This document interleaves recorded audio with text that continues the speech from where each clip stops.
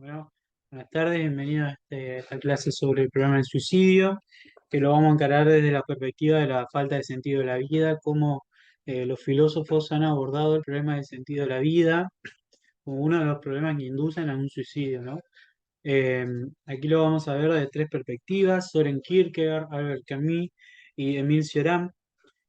Soren Kierkegaard va a ser de una perspectiva más religiosa, un sentido de vida más religioso.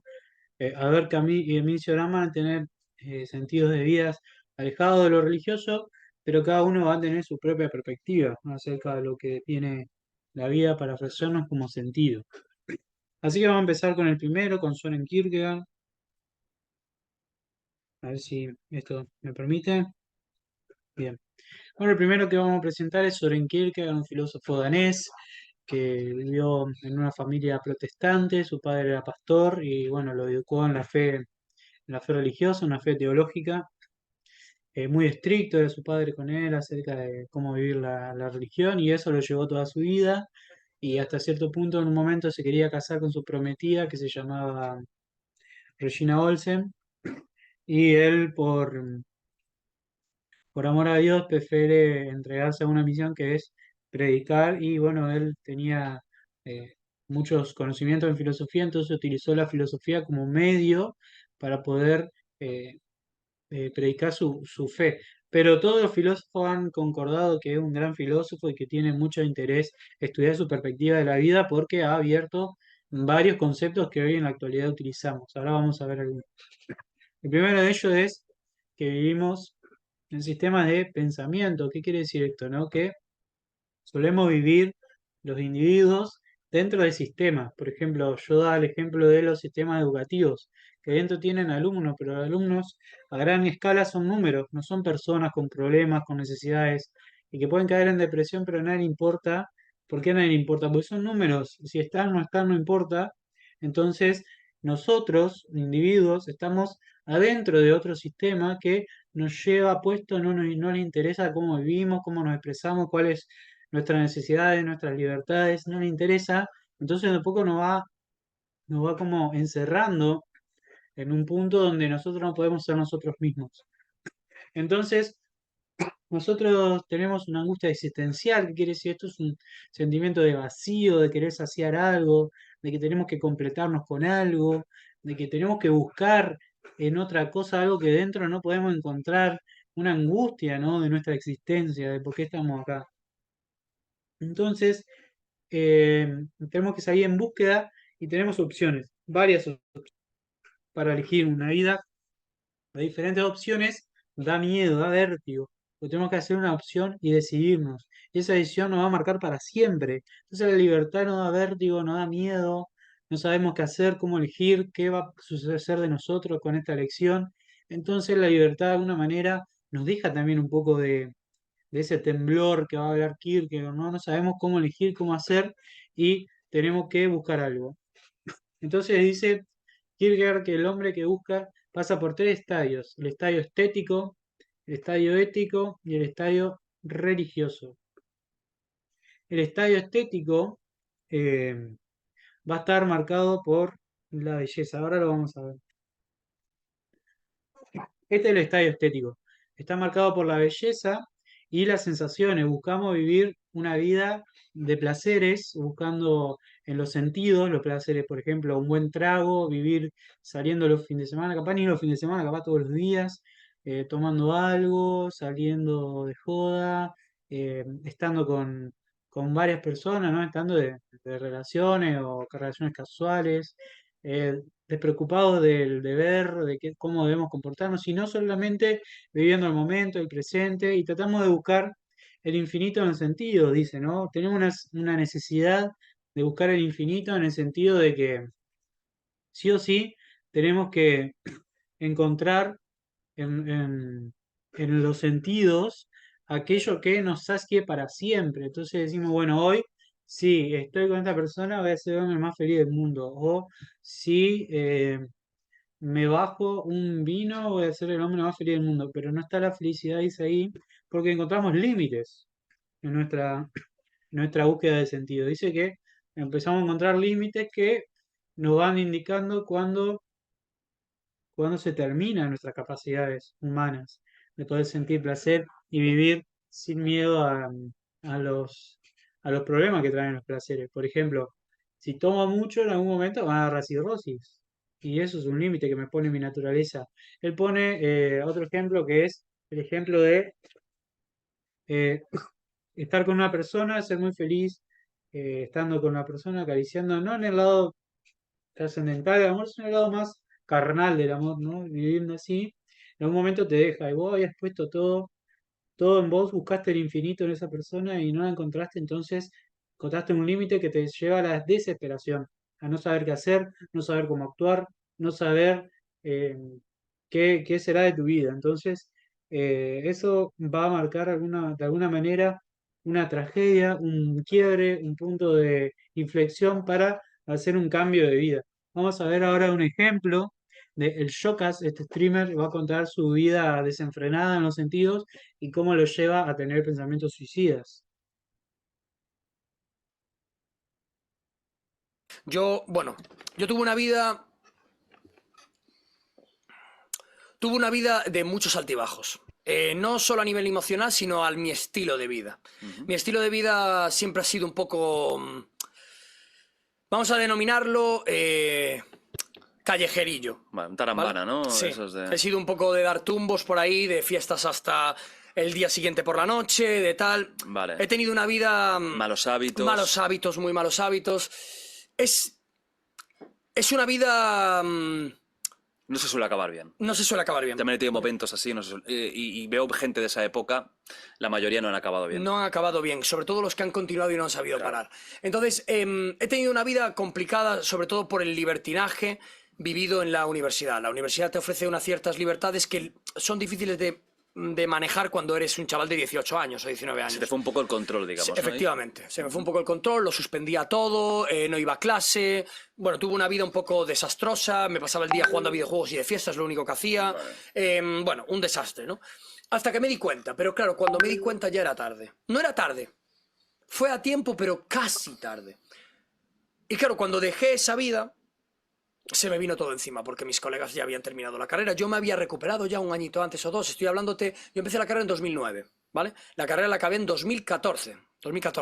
Y yo hice mi cambio de vida en 2012-2013. En 2012-2013 te empecé a ir mucho a clase. ¿Por qué lo tenía hiciste? una... ¿Cuál fue el momento que... Porque todos tenemos un momento, ¿no? De decir, tengo que cambiar el chip ya. ¿Qué fue lo que te llevó a eso? Ver gente que estaba muchísimo peor que yo. ¿Te diste cuenta en ese Porque momento? convivía con ellos. ¿Vivíais juntos? Convivía con ellos de fiesta. Ah. Los ambientes en los que me movía de fiesta. Cuando me iba diste cuenta. a las 10 de la mañana a una casa. Vale. Me di cuenta y dije yo, joder, ¿con qué gente estoy andando? Estoy andando con gente que son gente de puta madre. Sí, pero que no tienen ningún tipo de futuro. Claro, o sea, son gente que solo vive para esto y tal. Y es difícil porque yo los respeto y los aprecio, pero tienen un ritmo de vida que me di cuenta de que no podía tener yo. Me di cuenta. Entonces dije, joder, mis padres me están dando todo porque yo tengo una carrera y porque yo termine mis putos estudios. Espabila, tío. Un golpe de realidad. Y dije, venga, voy a intentar cambiarlo. Y fui disminuyendo un poco todo. Saliendo menos de fiesta, teniendo mejores hábitos. Empecé a hacer deporte, un poco de deporte, empecé a moverme de nuevo, porque yo estaba bien entrenado cuando... Yo con 18 años estaba fuerte. Claro. Estaba fuerte, o sea, yo iba al gimnasio 4 días a la semana, estaba fuerte. Y todo eso se perdió. Pero se perdió para delgadez. Delgadez, de comer poco, de estar mucho de fiesta, de tal. Se transformó en algo, un malos hábitos. Sí, sí, total. Y entonces luego cambió y engordé un poquito, me puse bien, tuve hábitos mucho mejores, más saludables, me alimentaba mejor, estaba más con mis colegas en plan bien, echando unas partidas al FIFA, tal, de chill, saliendo Lo normal, ¿no? lo normal, Una unas vida birras, productiva. una vida productiva con mis estudios y con mis cosas. Y luego se fueron todos mis colegas, tal, estaba yo medio cambiando, tal, estaba ya mejor, pero me pegó un bajón. Me pegó un bajón de que se me apagaron los plomos de la energía. De golpe. De golpe. Porque estaba viviendo una vida que era drásticamente distinta a la que yo estaba viviendo durante toda esa etapa. Y claro, tuve el mayor bajón de mi vida cuando me fui al hospital con mi colega, con Manila, que me llevó al hospital, de un bajón de ansiedad que no podía estar en la cama, no podía casi respirar, me temblaba el pulso. Me tuve que ir al hospital. Me fui al hospital, me acompañó mi colega Nila, tal, me tomé un tranquimacín, me fui para casa, dormí y desde aquella conocí la depresión. Yo de aquellas no sabía lo que era, lo que me estaba pasando. Era un ataque de ansiedad, pero un ataque de ansiedad que precedió a una depresión. Y ahí conocí la depresión. Tuve que ir a una psicóloga, todos los días me levantaba mal, no sabía lo que me estaba pasando, estaba triste. Yo nunca le dije nada a nadie. Nunca. Nunca. Ni a tus padres. Ni a mis padres. Se lo dije mucho más ¿Y adelante. te notaban? Sí. Algo notaban, ¿no? Algo Que era te pasaba distinto, que estaba una más preocupación. triste. Sí, estaba más triste y yo intentaba fingir. ¿Cómo era tu Tenía- día a día? A nivel mental. Tú te levantabas ya sin ganas de Triste. levantarte. Yo no. La depresión es tristeza. Es que todo es malo. Todo es negativo. Todo es. No eres capaz de ver. Por lo menos mi depresión. Cada depresión Sí, es sí, un mundo. total. Pero la mía fue de. No veía felicidad en las cosas que me daban felicidad.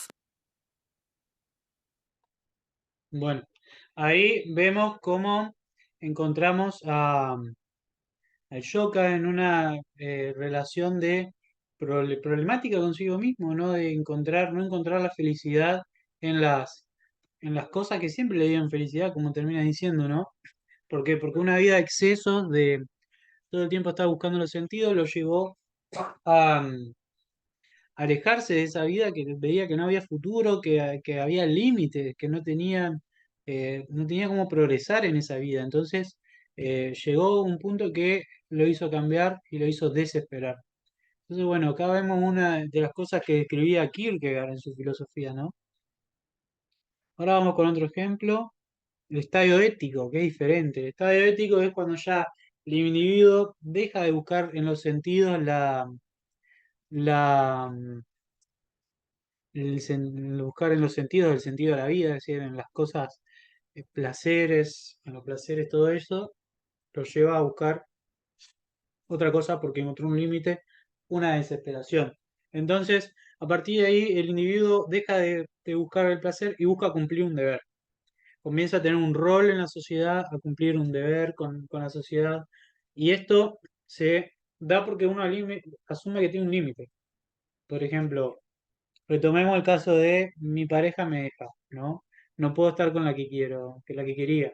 Y bueno, busco otra pareja, por ejemplo, que me es compañera, que me hace bien, y bueno, con esa persona formo una familia y me comprometo a ser un buen padre, un buen esposo. Entonces, yo me comprometo a tener el deber moral de acomodarme a la norma y decir, bueno, yo voy a ser un buen padre, me voy a portar bien con mi esposa, con mis hijos, voy a ser un buen trabajador y bueno, voy a cumplir lo que los otros esperan de mí, lo que otros esperan que yo responda. Entonces, cuando yo empiezo a ser para otros, es decir, para me aprueben, me tengan una consideración, esté de alguna manera incrustado en las normas, entonces ahí el individuo comienza a perder libertad, porque yo no puedo ser quien quiero ser o quien debo o quien me gustaría, sino que debo quedarme con las normas sociales. Las normas sociales me atraviesan completamente, me quitan mi identidad, mi individualidad, mi originalidad y me entregan directamente a seguir unas leyes sociales que cumplir para yo estar bien. Entonces, todo el tiempo me voy generando culpa, me voy generando culpa por no adherirme a las leyes cuando quiero ser libre y vivir como yo quiero. Entonces, ahí vamos encontrando otra tensión que el individuo se ve aplacado por eso y es otra de las formas que inducen al suicidio. Aquí vamos a ver un ejemplo de René Favaloro, un doctor muy conocido en la historia de Argentina, que fue inventor del bypass, un invento revolucionario para la medicina, y cómo este no poder seguir con su deber de médico lo llevó a una angustia tal que decidió, bueno, quitarse la vida, que ahora vamos a ver un breve fragmento del canal Crónica donde comentan esto.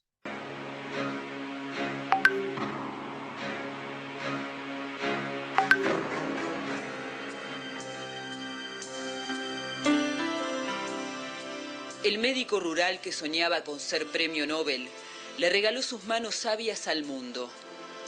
Un genio que creó el bypass coronario, un método que salvó, salva y salvará millones de vidas. En 1967 operó por primera vez a un ser humano con esa técnica y fue un éxito total. La comunidad médica lo veneró y The New York Times Lo consagró como al héroe mundial que cambió parte de la medicina moderna y revolucionó la cirugía cardíaca. René Favaloro renunció a los honores y a la fortuna que le aseguraba Estados Unidos para trabajar y enseñar en su país. En diciembre de 1988, la Fundación Favaloro, ubicada en la avenida Belgrano al 1700, dejó de ser un imposible. Es una obra hecha por la comunidad, para la comunidad, sin dueño y sin fines de lucro. En el 2000, la agobiante situación financiera de la fundación lo hackeó. Tenía un endeudamiento de 40 millones de pesos y le debían más de 18. Increíblemente, nadie lo escuchó. Yo he vivido desde el 71 hasta ahora entre la agonía y el deber. Agonía no quiere decir muerte lenta. Agonía quiere decir esfuerzo y quiere decir dedicación. Y quizás irse muriendo hasta que llegue la muerte que Dios nos mandará en algún momento, pero agonía significa esfuerzo. El sábado 29 de julio del 2000, bajó los brazos. El directorio le había exigido una importante reducción del personal, incluyendo a los médicos que él mismo formó. No quiso enfrentarse el lunes siguiente a los despidos. Por eso Favaloro, que curó tantos corazones enfermos, acribilló el suyo. Escribió 7 cartas, una dirigida al presidente de la Rúa. Estoy en uno de los momentos más difíciles de mi vida. Me he transformado en un mendigo. El suicidio del más prestigioso médico argentino impactó de lleno en un país devastado y desencantado. La fundación sobrevivió gracias a la solidaridad de miles de hombres y mujeres conmovidos e indignados por la indiferencia de los que no hicieron lo que debían.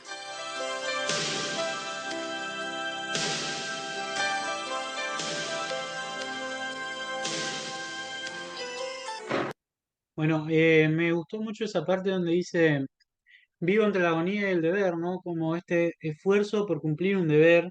Y fíjense que él, dijeron, ¿no? No podía soportar tener que despedir a alguien, ¿no? Sentía con el deber de tener que pagarle a todo su salario y al sostener, no poder sostener su fundación, sintió que su vida ya no tenía más sentido y decidió quitarse la misma vida. Entonces, acá vemos como Kierkegaard describe esto, ¿no? Este sentimiento del deber que nos lleva a quitarnos la vida cuando no estamos en condiciones de poder cumplirlo. Esto es muy fuerte de alguna persona y bueno, toman esta decisión. Ahora veamos el último estadio, que es el estadio religioso. Aquí el individuo realiza un salto de fe. Se deja atrás los sentidos, se dejan atrás los deberes sociales, las normas sociales y se realiza un salto de fe. ¿Qué quiere decir un salto de fe? Ir hacia adelante en la creencia de un Dios personal, un Dios que me ama a mí mismo, que me ama a mí. Y yo entrar en una relación hace que yo también lo ame.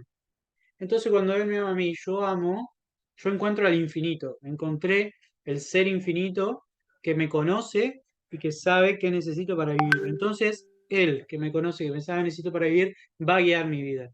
Entonces yo cuando lo conozco y amo y quiero lo que Él quiere, puedo abandonarme y no pensar.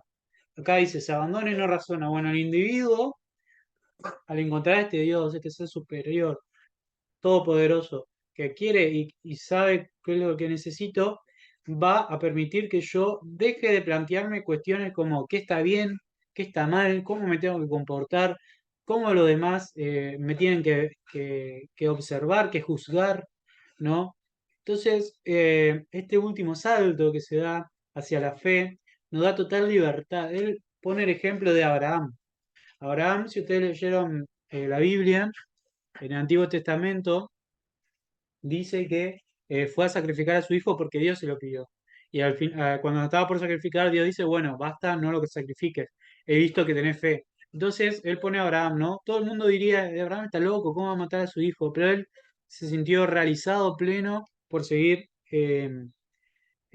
los mandatos que Dios, el que amaba, le pidió. Entonces vemos que se cumple esta libertad que daba los sentidos, el libertinaje y esta seguridad que daba, ¿no? Porque si Dios es todopoderoso y está de acuerdo conmigo, yo no necesito más a la sociedad que esté planteando una necesidad o diciéndome qué es lo que tengo que hacer. Entonces yo me puedo volcar a hacer solo lo que Dios me pida y eso me va a dar tanta seguridad porque estoy haciendo lo correcto, como libertad porque Él es quien verdaderamente manda y no los demás. Entonces, una vez que hayamos este infinito, podemos cambiar, podemos llenar nuestra angustia existencial, dice Kierkegaard. Ahora vamos a ver un ejemplo de San Agustín, un santo de la Iglesia Católica que pone en este breve, dura como 9 minutos, este videíto va a mostrar cómo pasa de una vida de estadio estético a una vida de estadio ético, o sea, va a ver un poquito de eso, pero pasa al estadio religioso y cambia su perspectiva de vida y de alguna manera se siente más pleno, más realizado. Así que bueno, vamos a ver.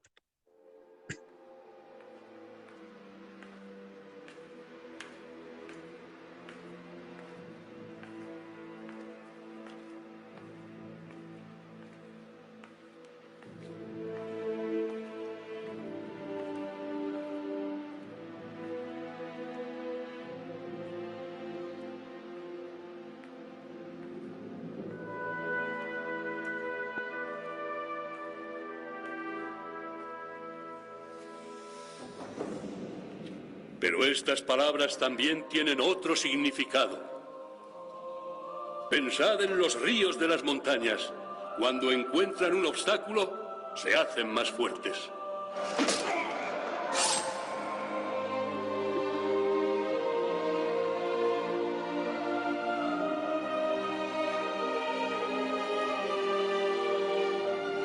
No es culpa nuestra que estemos hechos de materia, de maldad. No somos gente corriente y no necesitamos la verdad. Llegará el día que se una nuestra fe. Cada vez seremos más influyentes. Permítenos escuchar tu voz. ¡Escudos! ¡Tú no crees en nada!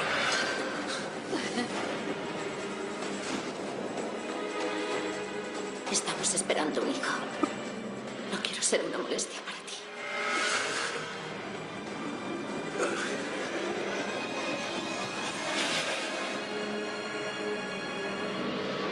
La verdad no es una idea, un concepto o un estado mental. El valor para vivir sin la verdad. Tienes tú ese valor. El hombre no encuentra la verdad. Debe permitir que la verdad le encuentre a él. Yo te bautizo en el nombre del Padre, del Hijo y del Espíritu Santo. Las palabras no servirán para hacerle cambiar. Eso es un hecho. Y no solo palabras. Porque la verdad es una persona. Es Jesucristo, el Hijo de Dios.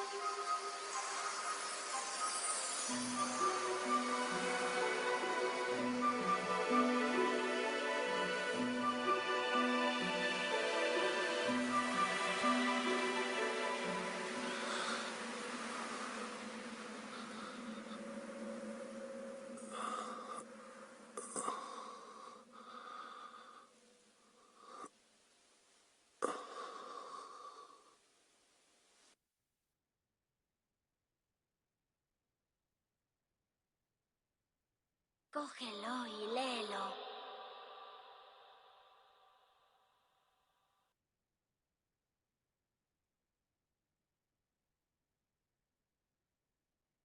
Cógelo y léelo.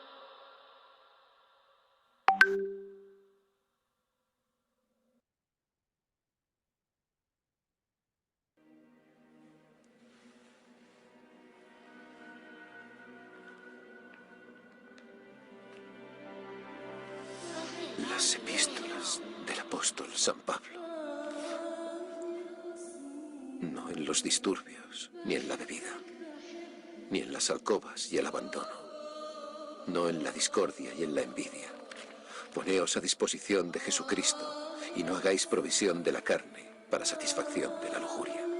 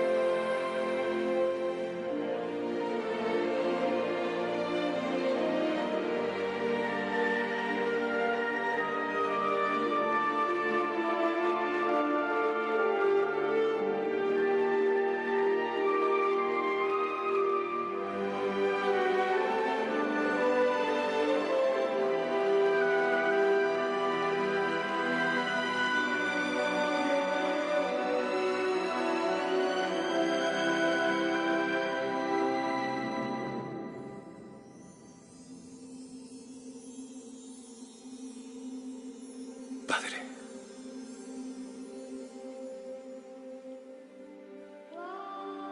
Hijo, siempre he hablado demasiado.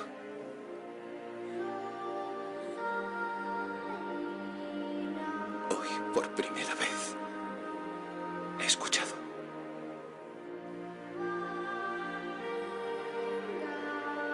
Le escuché a él.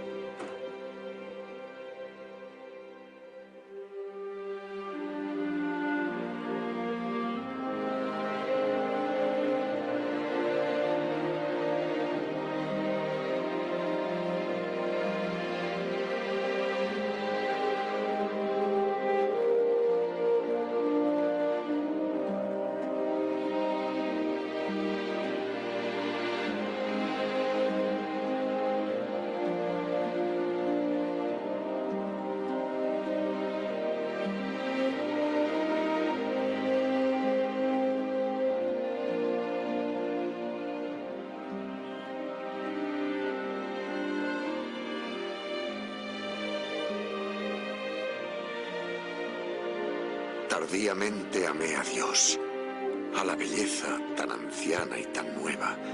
Tardíamente amé a Dios. Me habló alto y me forzó a abandonar mi sordera. Dios brilló y disipó mi ceguera. Exhaló fragancias y creció en mi corazón. Amén. Y ahora me arrodillo ante ti. Lo supe. Tuve hambre y sed. Dios me tocó y me trajo la paz. Bien, aquí vemos en un video, si bien extenso, lo elegí porque era muy evidente todo cómo va el proceso, ¿no? Donde él recuerda toda su vida, muestra a su esposa cuando se pelea por el tema de la verdad. Bueno, todo esto es un resumen de la película, de su vida, y cómo él llega a la fe mediante, bueno, esta búsqueda de la verdad que le llenó el poder encontrarla en Dios, y bueno, ahí vemos cómo hace el cambio, dice, bueno, amé a Dios, perdón, tarde amé a Dios, que fue el sentido de su vida desde ese momento. Entonces, bueno, continuamos con el otro autor, ahora, eh, Albert Camus, un francés, filósofo bastante contemporáneo a nosotros. Problema filosófico más serio para Camus era el suicidio, encontrarle un sentido a la vida. Tengan en cuenta que Camus vive en un momento entre guerras, entre la Primera Guerra Mundial y la Segunda. Entonces ve una Europa devastada, sin sentido de vida, porque cualquier cosa era llevada a la guerra, al perder miles, millones de vidas, y todo era tristeza, gris, oscuro, no había forma de encontrar el sentido de la vida entre tanta guerra para los europeos. Entonces, él cree que el deber de la filosofía en ese momento era tratar seriamente el problema del suicidio. Entonces lo trata en uno de sus tratados, que se llama El mito de Sísifo. Ahora vamos a ver por qué se llama así. Él se pregunta por qué merece la pena vivir. Él dice, todo el mundo cree que merece la pena vivir porque tenemos costumbres. Es decir, nos levantamos a la mañana, nos preparamos el desayuno, vamos a la escuela, a la tarde tenemos alguna actividad, llegamos a la noche, dormimos y al otro día repetimos lo mismo. Y vamos así en una rueda, ¿no? Todo el tiempo con la misma rutina, atrás de lo mismo, hasta que llega el punto que nos pasa algo que nos hace pensar, che, ¿para qué hacemos todo esto? Y dice ahí donde entra el absurdo, cuando nos damos cuenta que nada de lo que hacemos tiene verdadero sentido ni sirve para algo, entonces quedamos en un absurdo, nos damos cuenta que el mundo, que la vida no tiene un sentido. Entonces ahí entra la crisis, la verdadera angustia de todo eso. Entonces dice que ahí es donde nuestro acto de conciencia busca el sentido del mundo no tiene. Y dice una frase que Dios ha hecho silencio. Para Camus no era religioso, no era como Kierkegaard, si bien respetaba mucho a Kierkegaard, todo su pensamiento, decía, para mí la religión no tiene sentido, no puede dar sentido de vida, o si no da sentido es de alguna manera cegarse a la realidad, creer en una realidad diferente y no asumirla, no vivirla, no, sino evadirla. Entonces dice que la religión es evadir la realidad. Y Dios ha hecho silencio significa nunca hemos escuchado personalmente o comunitariamente a Dios. Si en alguna religión dice Dios se ha revelado, dice, hay algunos que no creen, entonces tanto no se reveló, y para que algunos no crean, entonces dice Camus que la religión no sirve para darle sentido a la vida. Entonces que hay que asumir el absurdo, hay que decir, sí, el absurdo existe, si no tiene sentido esta vida. Entonces a partir de eso tenemos que aceptarlo y empezar a vivir, ¿no? Empezaba a vivir el absurdo. Dice, hay que imaginarse a Sísifo feliz. ¿Qué significa esto? Sísifo era un rey, según la mitología griega, era un rey muy inteligente que desafió a los dioses. Desafió a los dioses con su inteligencia y los dioses, al verse desafiados, se enojaron. Se enojaron y le impusieron un castigo. Cargar una piedra gigante hasta el final de una montaña, y cuando llegaba al final de la montaña, la piedra caía. Entonces Sísifo tenía que volver a juntarla, llevarla hasta el final y nuevamente volvía a caer, y así por el infinito. Entonces, por toda la eternidad debía cargar esta piedra. Acá vemos una imagen ilustrativa de lo que vendría a ser Sísifo. Bueno, Camille dice que hay que imaginarse a Sísifo feliz. Es decir, Sísifo, al haberse enfrentado a los dioses, se enfrenta a una realidad que no puede controlar, pero que igualmente no lo va a superar.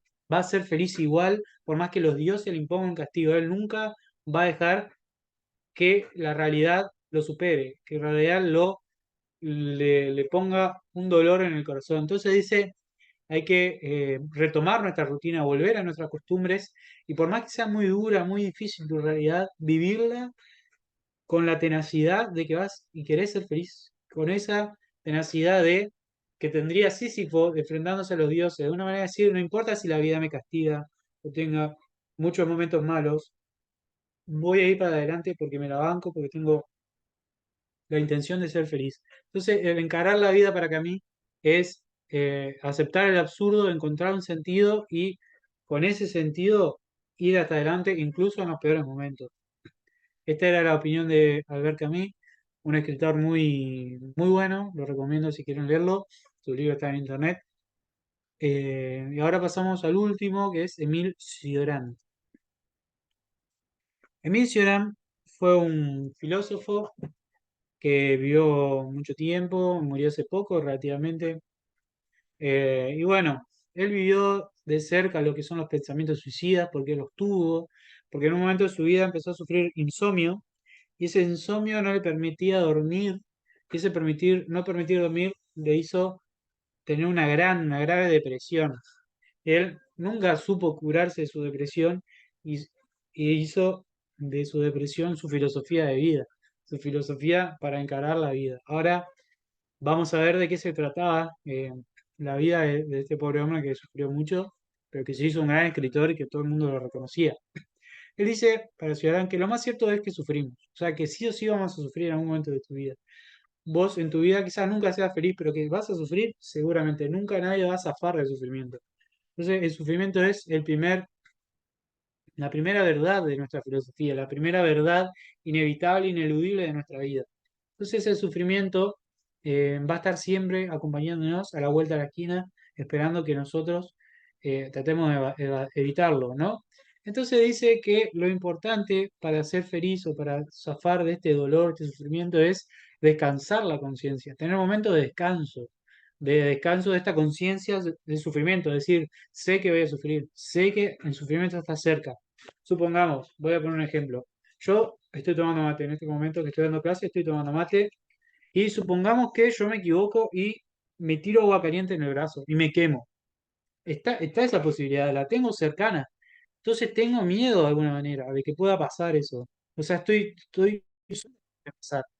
Pero me distraigo y digo, no, no va a pasar, qué sé yo, tomo mate, la paso bien. Este pasarla bien es olvidarnos del dolor, olvidarnos de los problemas, olvidarnos de que en la vida vamos a tener sufrimiento. Entonces, cuando uno está de fiesta o se cuesta a dormir porque se deprime, es una manera de que la conciencia no esté activamente pensando en ese sufrimiento, en ese dolor que estamos teniendo. Para él esto era muy importante, acuérdense que no tenía insomnio, no podía dormir. Entonces él decía, ver con todo el tiempo la realidad sin poder descansar un ratito de ver esa realidad es el gran sufrimiento del ser humano, es un sufrimiento insoportable, tener que estar todo el tiempo atento, viviendo, sin poder acostarse a dormir una siesta o disfrutar un momento, disfrutarlo simplemente. No podía pasar eso, Ciudadano. Entonces dice que eso es una necesidad básica del ser humano, descansar nuestra conciencia de la realidad, de la vida sufrida que todos vamos a tener en algún momento. Entonces él saca una frase muy fuerte que es, este mundo pocas cosas resultan buenas, porque en todas siempre tiene la contraparte que es el dolor. No sé, una pareja que nos hace muy bien. Está la posibilidad que nos deje, está la posibilidad que nos engañe, que no nos quiera en realidad. Siempre está la posibilidad. Como hablamos del mate, está bueno el mate. ¿Y si me quemo? ¿Y si me quemo el mate? ¿Me tengo que hacer una operación porque me quemé? Puede ser una posibilidad. Y si al final, no sé, tengo un montón de plata y se entera mi vecino que un chorro me roba, ¿cómo es? ¿Cómo sería? Es en ese sentido. Todo tiene un problema detrás. Todo está perseguido por el mal, por el sufrimiento. Entonces, son pocas cosas si nos ponemos a pensar las que son buenas por sí mismas, las que no tienen un mal de fondo, las que no tienen un mal que los rodea, que está detrás de ellos. Entonces, tenemos que darnos cuenta de esto y ser conscientes también de que todo lo bueno que tengamos en algún momento se acaba y pasa a darnos la cara terrible, la cara del mal. Entonces dice, hay que buscar lo que nos planifica y dar la vida por eso. Él cambia la mirada del suicida. El suicida dice, quiere renunciar a la vida. Dice ahí, el suicida renunció a la vida. El suicida ya no quiere vivir. La vida le es tan pesada, tan dolorosa, que ya no la quiere. Quiere sacarse eso de encima, se quiere sacar la vida. Entonces dice, Ciudad, no es el camino, no es la mirada que tenemos que tener. Si realmente tenemos mucho dolor y mucho sufrimiento en nuestra vida, tengo que cambiar el rumbo, la mirada y decir, no voy a renunciar, voy a dar mi vida. Dar la vida es diferente que renunciar y quitársela. No hay que quitársela encima, hay que darla. Por ejemplo, si nos hace feliz eh, ayudar a los demás, bueno, vivir completamente para ayudar a los demás hasta el punto que no sé, que ya no dé más mi cuerpo y muera. O soy feliz, eh, no sé qué puede ser, haciendo un deporte. Bueno, hacer deporte hasta que no me dé mal el cuerpo. Y seguir viviendo con eso y pensar en eso y dar mi vida por cada cosa de mí que me lleve a ser feliz, a ser pleno, que hay cosas que nos hacen pleno, así que nos hacen olvidar de nuestra conciencia del sufrimiento todo el tiempo. Y bueno, consumir nuestra vida en eso hasta el fin, hasta que realmente llegue el día que nos muéramos. Entonces, ahí va a terminar una vida con verdadero sentido, con un sentido de, bueno, lo di todo, di hasta la vida por esto. Esta vida que no es linda, no es bella, no tiene un sentido de algo lindo, bello, como para ir ahí al camino, ¿no? Vamos a ser felices igual. No, para Ciudadán es agarremos algo, aferrémonos a eso y con todo hasta morir con eso, porque es la única manera de zafar de esta vida que es solo sufrimiento. Como vemos, Zidane no era muy optimista, pero bueno, tenía este punto de vida que de alguna manera, yo me acuerdo de Tupac Amaru, perdón, Tupac el rapero, no tiene que ver con el otro, tenía esta idea de vida, ¿no? No pienses, si no tiene sentido la vida, busca dar la vida por un sentido, algo así. Y bueno, esta manera de entregar la vida a una causa, a un hecho y que de ahí nos dé sentido. Entonces, bueno, acá tienen todos los filósofos, yo les voy a dar luego las actividades y con esto van a poder continuar y cerrar este trimestre. Nada, les deseo mucha suerte, espero que hayan entendido. Cualquier cosa tienen los comentarios para preguntarme.